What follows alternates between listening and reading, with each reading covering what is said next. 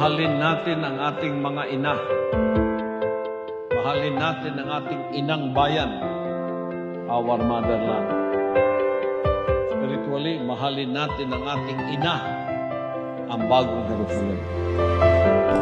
Physically, bawat bata, mahalin ninyo ang inyong ina para lumawig pa ang buhay ninyo sa lupa. Kahit gaano kasama sa tingin mong nanay mo yan, huwag mong alimurahin. Nanay mo yan.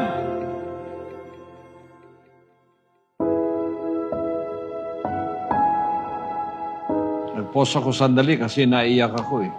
Naalala ko yung nanay ko eh. You know how I was so close to my mother? My mother was a disciplinarian mother. I am the youngest. But never did my mother really spoil me to become a spoiled brat. I love her for that. I did not know how my life was entwined with my mother until she died. When she died, I tell you, I went into the bottom of the ocean of depression because I miss her so much. For 1 year yun. For 1 year. Until my Father in heaven revealed to me, don't worry, my son. She has a new body in heaven. She is happy. Kaya, bakit ako pinagpala ng Ama? Dahil nakita niya ang pagmamahal ko sa nanay ko. It is second to none. You know, I'll tell you a secret. Mother's prayers are the ones that are first heard in heaven. When a mother prays, ang kanyang dalangin ang unang naririnig sa langit. Higit kanino pa man.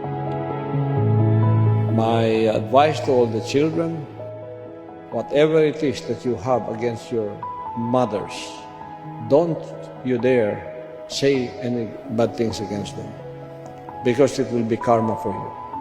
The Word of God says that, honor your father and your mother, that you may live long on earth.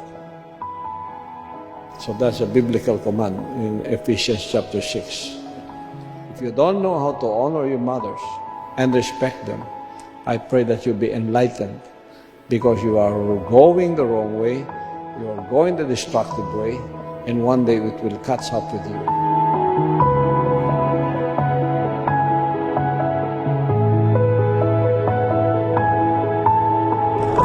Mahalin ninyong nanay nyo. Pagpapalain kayo ng Panginoon nyo sa pagminahal ninyong nanay nyo. Kaya, Happy Mother's Day. To all mothers, we love you all.